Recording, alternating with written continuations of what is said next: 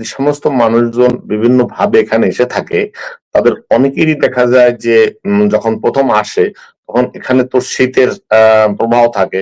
শীতের সময় তাদের গায়ে কাপড় থাকে না।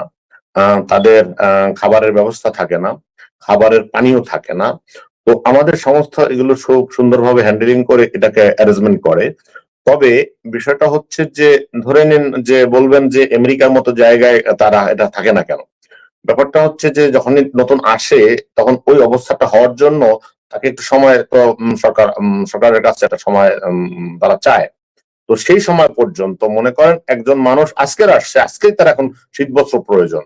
আজকেরই তার প্রয়োজন হচ্ছে পানীয় কিংবা খাবার। তো আমাদের সংস্থা সেই কাজগুলো করে থাকে। যে যেখানে শীতবস্ত্র দরকার, যেখানে খাবারের দরকার, যেখানে পানীয় দরকার সেটা আমাদের অর্গানাইজেশন এগুলোকে সার্ভ করে থাকে। তো এটা হচ্ছে স্টার্টিং। ২য় কথাটা হচ্ছে যে